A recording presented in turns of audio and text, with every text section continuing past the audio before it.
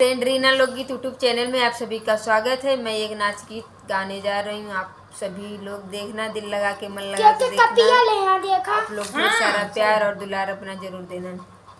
सैया मिलल बा सारा बिदेहिया गलल ए सखी, सैया मिलल बा सारा बिदेहिया गलल ए सखी, देहिया गलल ए सखी, देहिया गलल ए सखी।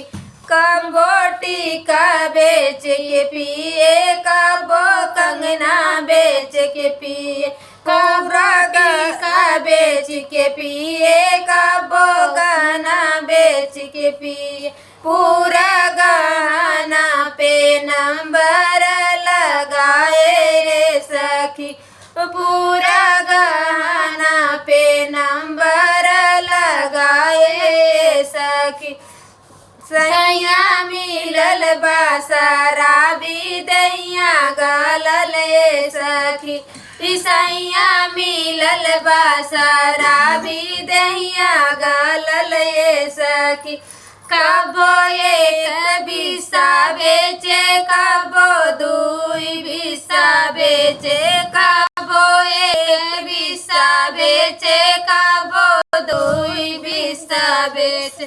पूरा बीघा पे नंबर लगावे सखी, पूरा बीघा पे नंबर लगावे सखी।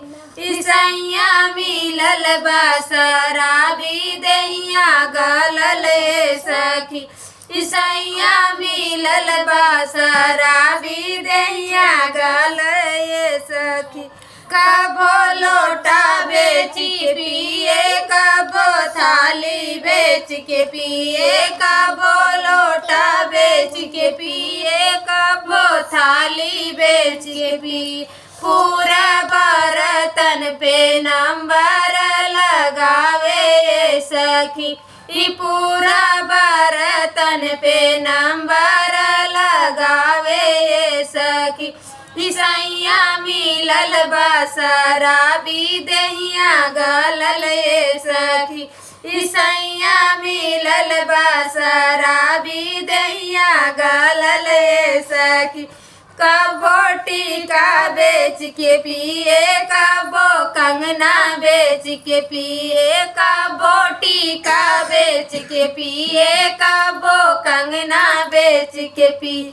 पूरा गहना पे नंबर लगावे सखी, पूरा गहना पे नंबर लगावे सखी।